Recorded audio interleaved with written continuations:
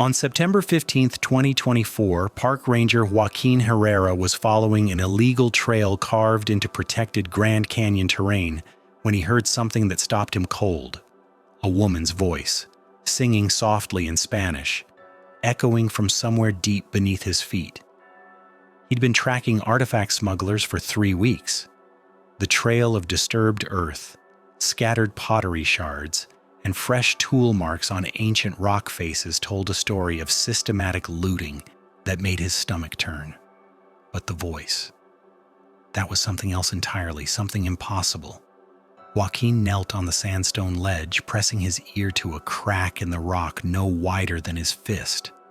The singing continued, wordless now, a melody that seemed to rise from the canyon's depths like smoke from a hidden fire. He'd worked these backcountry sections for 12 years, knew every mapped cave, every documented archaeological site. There shouldn't be anyone down there. There couldn't be. The crack opened into darkness that his flashlight couldn't penetrate. The singing stopped. "Hello?" Joaquin called down, his voice swallowed by the stone. "This is the National Park Service. Can you hear me?" Silence. Then, after a long moment, "Please go away." The voice was American. Female. Terrified. 2 years earlier, Dr. Brin Castellano had vanished from this same remote section of the Grand Canyon, leaving behind only an abandoned campsite and questions that consumed her family, her colleagues, and a search team that combed 40 square miles of some of the most unforgiving terrain in North America. She'd been 29 years old, a promising archaeological researcher from UC Berkeley, with expertise in ancestral Puebloan cultures. Her dissertation focused on trade networks among ancient Southwest communities, work that required her to spend weeks alone in the backcountry, documenting sites that few people had ever seen. Brin was built for this kind of isolation. Compact and wiry, with calloused hands and the kind of deep tan that comes from years under the desert sun, she moved through difficult terrain with the confidence of someone who'd been reading landscapes since childhood. Her father, a geology professor, had taken her on her first canyon expedition when she was 8. By 29, she could navigate by star positions, identify pottery traditions from a single shard, and survive comfortably for weeks with nothing but a backpack and her knowledge of where the canyon hid its water sources. Brin doesn't just disappear. Her research partner, Dr. Elena Vasquez, had told the search teams in 2022, "She's too careful, too experienced. Something happened to her." The something appeared to be violence. Brin's campsite, discovered 3 days after she failed to check in via satellite phone, showed clear signs of a struggle. Her tent had been slashed open. Equipment was scattered across 50 yards of rocky ground. Her research notes were missing, along with her laptop, camera, and GPS unit. But her water filtration system remained, along with most of her food, details that puzzled investigators. Why would someone fleeing take her research materials but leave the supplies needed for survival? The search that followed was one of the most extensive in Grand Canyon history. Helicopters equipped with thermal imaging swept the canyon floor. Technical rescue teams rappelled into every accessible cave and crevice. Volunteers combed hiking trails across 3 states, following tips and possible sightings. Brin's photograph appeared on missing person databases, in archaeological journals, on social media campaigns that reached millions of people. Nothing. After 6 weeks, the active search was suspended. After 3 months, most people accepted what seemed inevitable. Brin Castellano was dead, her body claimed by the canyon's countless hidden places where remains could lie undisturbed for decades. Her parents, Michael and Rosa Castellano, never accepted it. They hired private investigators. They returned to the canyon every few months, following new theories, chasing rumors, refusing to let their daughter become another statistic in the long list of people who'd vanished into America's wilderness areas. Rosa kept Brin's apartment in Berkeley exactly as she'd left it, down to the coffee cup in the sink and the half-finished crossword puzzle on the kitchen table. "She's coming home," Rosa told a reporter on the first anniversary of Brin's disappearance. "I don't know when, I don't know how, but she's coming home." The Castellanos were wrong about the when and how. They were right about everything else. Now, 2 years later, Joaquin Herrera was staring into a crack in the earth, talking to a woman who might be a ghost or might be the answer to the Grand Canyon's most haunting missing person case. The voice had gone quiet again, but he could hear movement below. The soft scraping of someone trying to move without being heard. "Ma'am, I'm not going anywhere," he called down. "My name is Joaquin. I'm with the National Park Service. Are you hurt? Do you need help?" No response. Joaquin pulled out his radio and called for backup, trying to keep his voice steady as he explained what he'd found. Or what he thought he'd found. Even as he spoke the words, he wasn't sure he believed them. The crack in the rock was natural, carved by millions of years of water and wind. But it opened onto something larger, a cave system that didn't appear on any Park Service maps. Joaquin could feel air moving through the opening, the kind of circulation that suggested extensive underground chambers. The smuggler's trail led directly to this spot, then vanished. They'd been using this entrance, he realized. They knew about the caves. Within an hour, a team of rangers and rescue specialists had assembled at the site. They lowered cameras and lights into the opening, mapping what they could see of the space below. The initial chamber was roughly 15 feet deep and 30 feet across, filled with loose rock and debris. But the cameras picked up evidence of human habitation, arranged stones that might have served as a fireplace, neat piles of what looked like gathered wood, and something else that made the team exchange glances: pottery. Dozens of pieces, some intact, others carefully reconstructed from shards. Ancient pottery displaying the distinctive black-on-white geometric patterns of ancestral Puebloan ceramics. The vessels were arranged along the chamber walls with museum-quality precision, each piece positioned to catch and reflect the limited light filtering down from above. "Jesus Christ," whispered Sarah Chen, the park's chief archaeologist, studying the camera feeds. "Those are intact. Some of them look like they're 800 years old, maybe older." But the pottery wasn't what held everyone's attention. In the center of the chamber, barely visible in the camera's range, they could see evidence of recent human presence. A sleeping area made from carefully arranged stones and what appeared to be woven plant fibers, containers that might hold water, and tools, both ancient and modern, laid out in organized rows. Someone was living down there. Someone who had turned an ancient cave into a combination shelter and museum, surrounding themselves with artifacts that belonged in the most prestigious collections in the world. "Ma'am," Joaquin called down again, "we can see that you're there. We can see that you've been taking care of those artifacts. We're not here to hurt you or take anything away. We just want to help." This time, the response came immediately. "You don't understand. They can't be moved. If you move them, they'll be destroyed. People will steal them. Museums will lock them away where no one can study them properly. I'm protecting them." The voice was clearer now, closer to the opening. Definitely American, with the slight accent of someone from Northern California. Joaquin felt his pulse quicken. "Can you tell me your name?" he asked. A long pause. Then, "I can't tell you that." "Okay, that's okay. Can you tell me how long you've been down there?" Another pause, longer this time. It's hard to tell. Time works differently down here. Seasons change, but you can't always feel them. I think it's been a while." Sarah Chen was already on her phone, calling the park superintendent and the FBI field office in Flagstaff. If this was Brin Castellano, if she'd somehow survived 2 years in an unmapped cave system while the world searched for her, this was about to become international news, but it was also about to become a federal case because those artifacts represented potential violations of the Archaeological Resources Protection Act, the National Historic Preservation Act, and possibly the Native American Graves Protection and Repatriation Act. "Ma'am, I need to ask you something, and I need you to be honest with me," Joaquin called down. "Are you Brin Castellano?" The silence stretched so long that he wondered if she'd moved away from the opening. Finally, "How do you know that name?"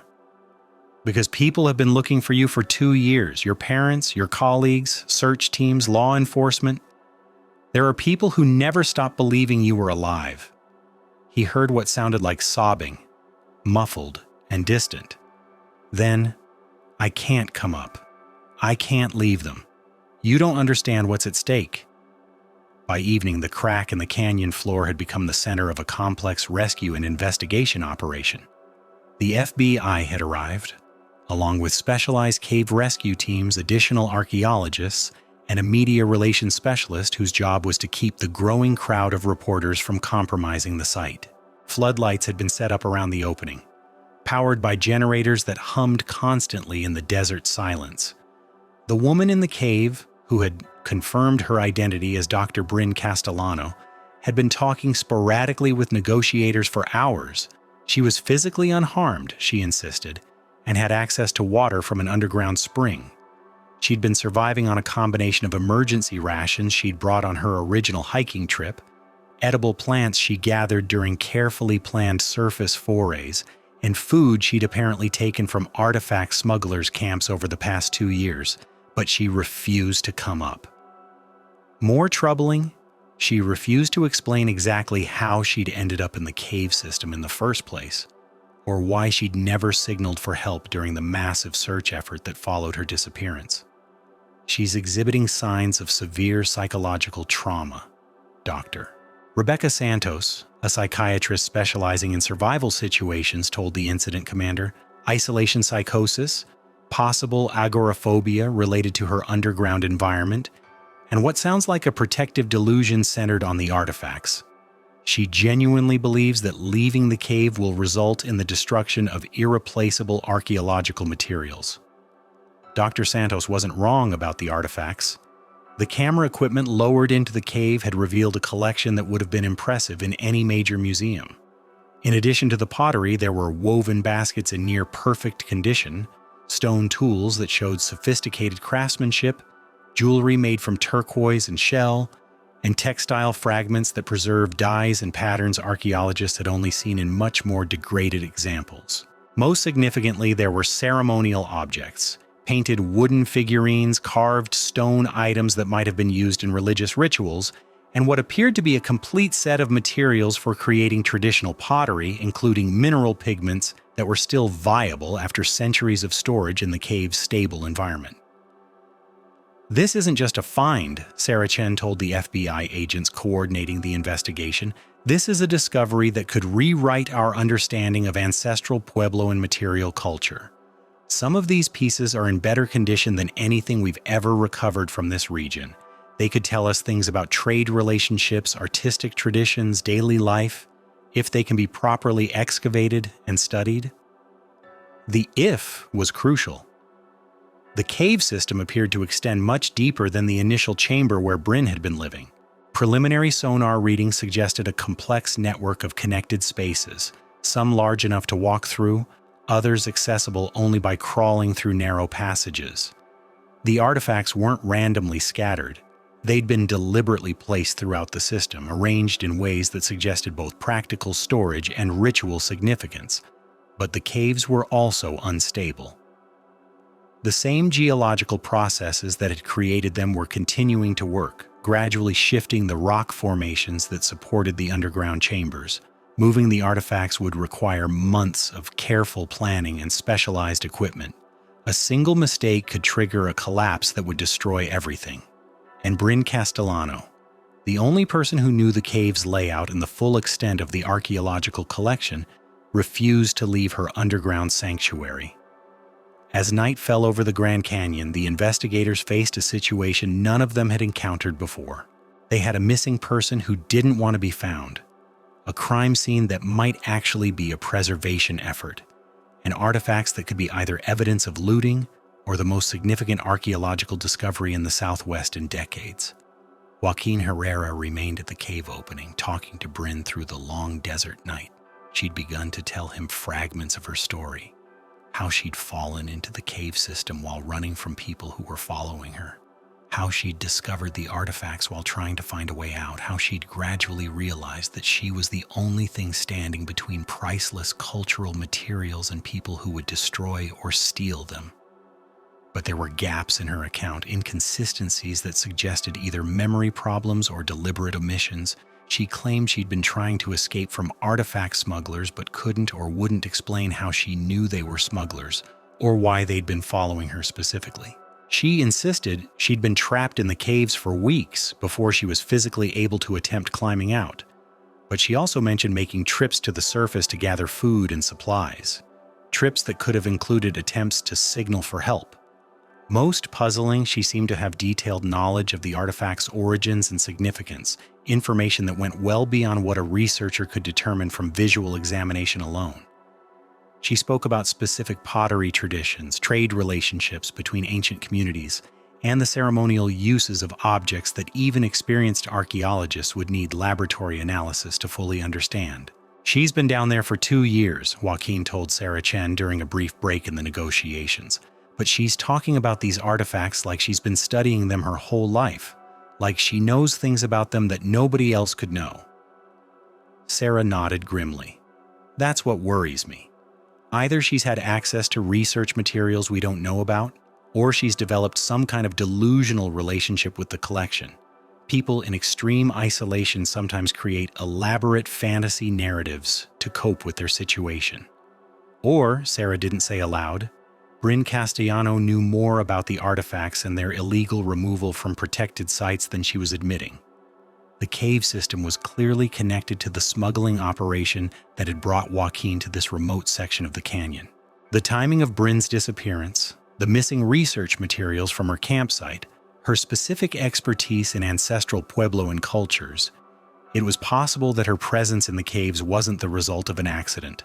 As dawn approached, the investigators prepared to enter the cave system themselves, with or without Brin's cooperation. The opening was large enough for a person to rappel through, and the initial chamber could accommodate a small team of specialists. They would document the artifacts, assess the cave's stability, and try to understand exactly what Dr. Brin Castellano had been doing for the past 2 years in her underground museum. But first, they needed to solve the mystery of how she'd gotten there in the first place, and why she was so desperate to stay. The answer, when it came, would prove more complex and disturbing than anyone had imagined. The first person to descend into Brin's underground world was Marcus Rivera, a cave rescue specialist who'd spent 15 years extracting people from impossible places.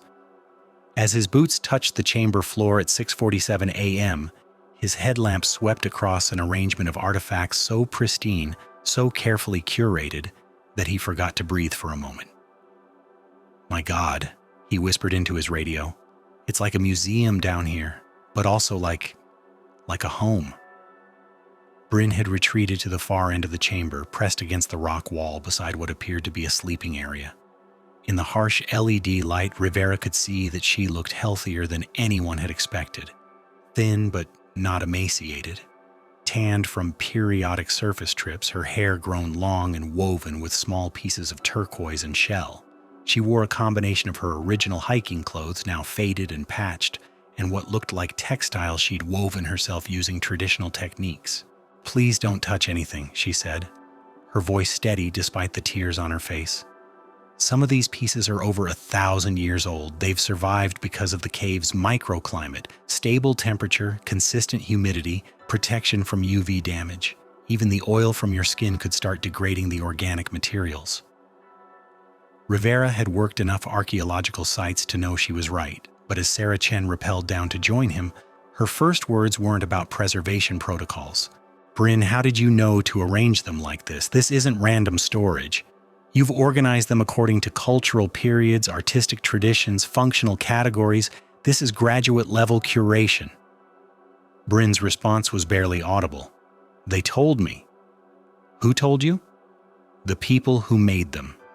Their voices are in the clay, in the weave patterns, in the way the stone tools fit your hand.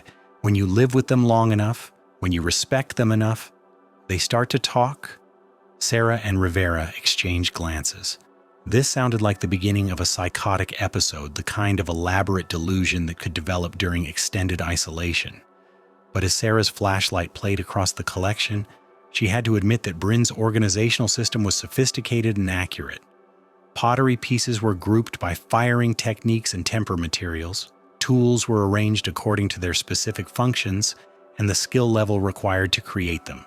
Ceremonial objects were positioned in ways that suggested an understanding of their ritual significance. Either Brin had maintained remarkable analytical clarity despite 2 years of isolation, or her delusions were remarkably consistent with actual archaeological knowledge. "Brin," Sarah said gently, "I need you to help me understand something. When you disappeared, your campsite showed signs of a struggle. Your tent was slashed, your equipment scattered. What happened that night?" For the first time, Brin looked directly at her rescuers. Her eyes were clear, alert, but haunted by something deeper than fear. "I was documenting a site about 3 miles from here. Early basket maker period, maybe 100 CE. Just a few storage cysts and some scattered sherds, nothing spectacular. But I kept finding pieces that didn't fit. Pottery with design elements from multiple traditions, tools that showed influence from cultures that weren't supposed to have contact with each other. I thought I was onto something significant." She paused, running her fingers along the edge of a black-on-white bowl that would have been worth $50,000 on the illegal antiquities market. "I started getting paranoid in the last few days before I disappeared.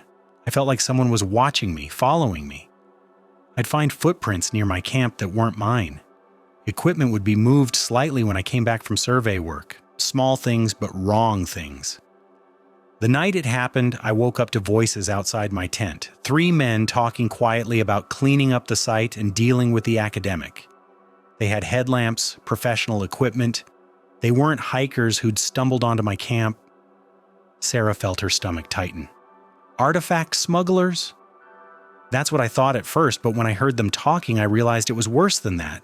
They weren't just looting sites, they were systematically destroying evidence of contact between different cultural groups, removing anything that suggested trade relationships or cultural exchange that contradicted accepted timelines." Rivera frowned. "Why would anyone want to do that?" "Because there are people who profit from keeping archaeological narratives simple and static. Museum collections, private collectors, even some academics have investments in specific interpretations of prehistory. If you can prove that ancient southwestern cultures were more connected and sophisticated than previously believed, a lot of existing collections suddenly become less valuable. A lot of published research becomes obsolete." Brin stood up, moving carefully among the artifacts like someone navigating a sacred space. "I grabbed what I could and ran. They chased me for hours through terrain that should have been impossible to navigate in the dark, but I'd been working this area for months. I knew every ridge, every wash, every deer trail. I was trying to reach the main hiking corridor where I might find other people when I fell through what looked like solid ground. The opening was hidden under loose rock and vegetation. I dropped about 12 feet and landed hard enough to dislocate my shoulder and sprain my ankle." Sarah's headlamp illuminated the opening far above them, barely visible from the chamber floor. "When I finally got my headlamp working again, I saw them, the artifacts, arranged just like this, as if someone had been expecting me." "That's impossible," Rivera said. "These pieces have been here for centuries." "Have they?" Brin's voice carried a strange mixture of certainty and wonder. "Or have they been waiting?" The ancestral Puebloans had sophisticated understanding of geological processes, seasonal cycles, astronomical events. What if they knew this cave system would remain stable? What if they chose it as a deliberate preservation site? She gestured toward a section of the cave wall where symbols had been carved into the rock, not random petroglyphs, but what appeared to be a systematic notation system. "I've spent 2 years learning to read these markings. They're instructions, storage protocols, environmental management techniques, warnings about what happens if the collection is moved carelessly." Sarah moved closer to examine the carvings. They were clearly ancient, cut with stone tools, weathered in ways that suggested great age, but the information they contained was remarkably sophisticated. Diagrams showing air circulation patterns, seasonal moisture variations, optimal positioning for different types of materials. "The people who made these artifacts didn't just hide them here," Brin continued. "They created a preservation system designed to last for centuries, and they left instructions for someone who would understand their value, someone trained in their techniques and traditions." "You're saying they knew you were coming?" "I'm saying they planned for someone like me. someone who could read their intentions, respect their methods, continue their work. Rivera's radio crackled with updates from the surface. The media presence was growing by the hour. Representatives from multiple federal agencies were en route. The Hopi, Navajo, and other tribal nations were demanding consultation rights regarding any artifacts found on traditionally occupied lands. But down in the chamber, surrounded by 1,000 years of human creativity and ingenuity, those political and legal complications felt distant. What mattered was the immediate question of what to do with a collection that might represent the most significant archaeological find in North American prehistory, and a woman who believed she was its divinely appointed guardian. "Brin," Sarah said carefully, "even if everything you're saying is true, even if this site was designed as a preservation facility, you can't stay here indefinitely. You have a family who's been grieving for 2 years. You have a life waiting for you on the surface." "Do I?" Brin's laugh was bitter. "I was a graduate student working on a dissertation that 12 people might read. My parents love me, but they don't understand what I do. My colleagues respect my research, but none of them would sacrifice their careers to protect something like this." She gestured toward the artifacts surrounding them. "Down here, I'm not just Dr. Castellano, the graduate student. I'm a keeper of knowledge that could change how we understand human civilization in North America. I'm the person these ancient craftspeople trusted with their most precious creations. But I'm also the person who's been stealing food from smugglers' camps for 2 years, who's been living like a cave hermit while the world searched for her, who's probably violated about 17 federal laws just by being here with these artifacts." For the first time, her composure cracked completely. She sank to the ground beside a collection of woven baskets, sobbing with the kind of exhaustion that comes from carrying an impossible burden alone for too long. Sarah knelt beside her, careful not to disturb any of the surrounding pieces. What if there was another way? What if you could protect the collection and come home? What if your parents could stop grieving and you could finish your dissertation and these artifacts could be preserved and studied properly? "How?" Brin's voice was muffled by her hands. "We work together. You help us document everything exactly as it is. You share what you've learned about the preservation system. We bring in tribal representatives, museum specialists, conservation experts. We turn this into a collaborative effort instead of a crisis situation." Rivera nodded. "The cave system is stable enough to support careful, long-term excavation. This could become one of the most important archaeological sites in the country. You could lead the research team." Brin looked up, hope and skepticism warring in her expression. "And the smugglers? The people who were destroying sites, who chased me into this cave in the first place?" "That's why the FBI is involved," Sarah said.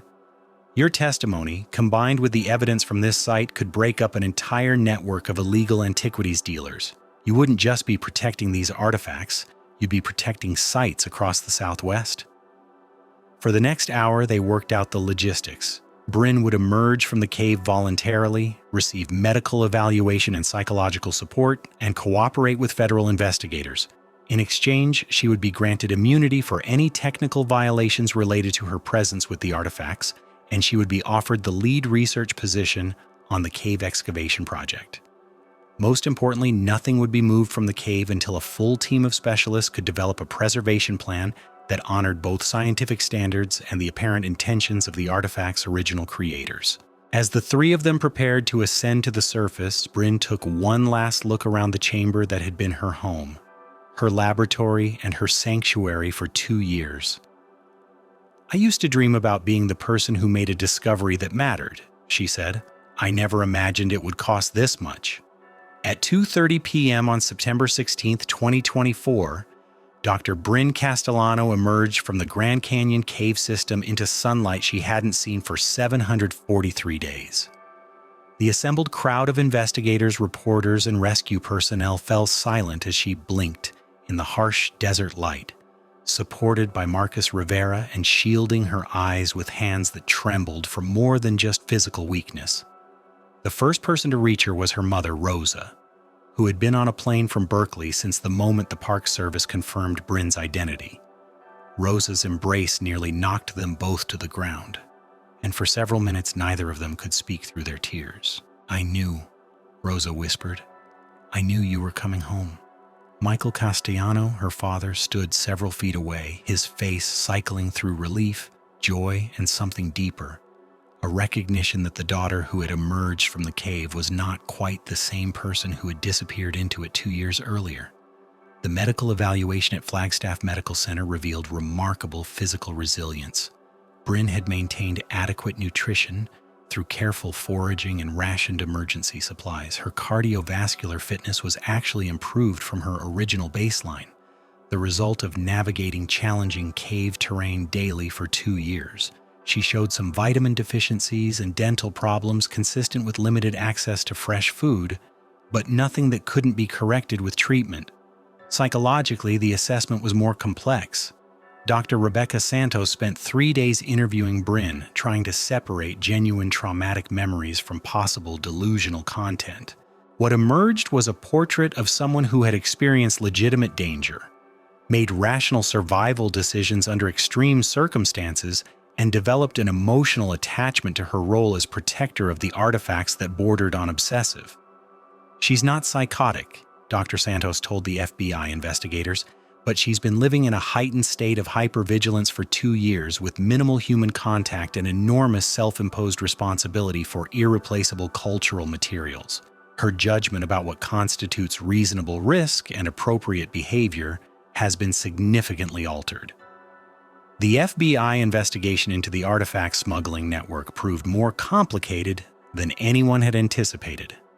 Brin's testimony provided crucial details about the men who had pursued her, but tracking them down required unraveling a sophisticated operation that involved museum curators, private collectors, academic researchers, and even some legitimate archaeological contractors. The scope of the destruction was staggering. Over a 15-year period, the network had systematically looted sites across Arizona, New Mexico, Utah, and Colorado, removing artifacts that supported evidence of complex trade relationships and cultural exchange among prehistoric southwestern peoples. They had specifically targeted materials that contradicted simplified narratives about isolated primitive communities struggling for survival in harsh environments. 3 members of the network were ultimately convicted on federal charges. 2 others fled the country before they could be arrested. The investigation revealed that several major museum collections contained artifacts that had been illegally removed from protected sites, leading to repatriation cases that are still ongoing. But the larger questions raised by Brin's experience about who has the right to control archaeological narratives, about the relationship between academic research and commercial exploitation, about what we lose when we reduce complex cultures to simple stories, those remain unresolved. The cave excavation project began in January 2025, under Brin's direction and with full consultation from tribal representatives. The work is proceeding slowly, carefully, with every artifact documented in place before any decision is made about removal. Some pieces will eventually be relocated to climate-controlled facilities for detailed analysis. Others may remain in the cave indefinitely, protected by the same environmental conditions that preserved them for centuries. Brin completed her dissertation the following year, based on her analysis of the cave collection. Her work has revolutionized understanding of ancestral Puebloan cultural complexity, demonstrating trade relationships that extended from Mexico to Canada and artistic traditions that influence communities across thousands of miles. She was offered academic positions at several prestigious universities. She turned them all down. Instead, she lives in Flagstaff now, in a small house with solar panels and a garden full of native plants. She spends 3 days a week at the cave site, 3 days teaching undergraduate archaeology courses at Northern Arizona University, and 1 day a week hiking sections of the Grand Canyon that most people never see. Her relationship with her parents has slowly rebuilt itself, though Rosa still worries when Brin spends too much time in backcountry areas without regular contact. Michael, the geology professor who first taught his daughter to read landscapes, has joined her on several cave excavation trips. He's learned to see the artifacts not just as objects, but as messages. Communications across time from people who understood that some things are worth preserving, even at great cost. The cave system itself remains largely unmapped beyond the initial chambers. Ground-penetrating radar suggests it extends for miles through the canyon's subsurface, possibly connecting to other known archaeological sites. There may be additional collections waiting in deeper chambers, preserved by ancient people who understood something about time and patience and the long work of keeping important things safe. Brin talks about those possibilities sometimes late at night when she's reviewing excavation notes or analyzing pottery fragments under her desk lamp. The artifacts continue to speak to her, she says, though she's learned not to mention this to colleagues who might question her objectivity. What they tell her, she explained to a reporter last year, is that preservation is not just about maintaining objects in controlled conditions. It's about maintaining relationships between people and their histories, between communities and their cultural inheritance, between the living and the dead. The ancestral Puebloans who created that cave collection weren't just hiding artifacts from potential looters, she said. They were ensuring that someone in the future would understand the complexity of their world, would see evidence of their creativity and sophistication and connections to other peoples. They were trusting that someone would care enough to protect their voices when they couldn't speak for themselves anymore. The reporter asked if she ever regretted the 2 years she spent underground, the trauma inflicted on her family, the sacrifice of what might have been a more conventional academic career. Brin was quiet for a long time, looking out her window toward the canyon that had swallowed and then returned her. "I used to think archaeology was about studying the past," she finally said. "Now I understand it's about taking responsibility for the future, about deciding what deserves to survive and what we're willing to sacrifice to make sure it does. Those artifacts chose me as much as I chose them. The canyon kept us both safe until it was time to come back to the world." On clear nights, when the desert sky opens up like a vast museum display of stars and planets, Brin sometimes drives out to the canyon rim and sits on the edge of everything listening. The voices are still there, she says, not just from the artifacts, but from the landscape itself, from the deep time that holds all human stories and waits patiently for someone careful enough to hear them. She's learned to trust that patience. She's learned that some things are worth waiting for, worth protecting, worth the long underground years that transform you into someone who can bear witness to what might otherwise be lost. The Grand Canyon keeps its secrets until it's ready to share them. Sometimes that takes 1,000 years. Sometimes it takes exactly as long as it takes for the right person to fall through the right crack in the earth at the right moment in history. Dr. Brin Castellano fell into darkness and found light. She disappeared from the world and discovered who she really was. She spent 2 years learning to listen to voices from the past and came back knowing how to speak for them in the present.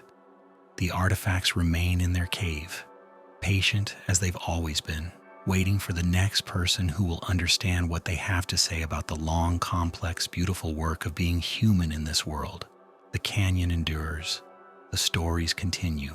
And somewhere in the desert, a woman who was lost and found again tends to the voices that called her home.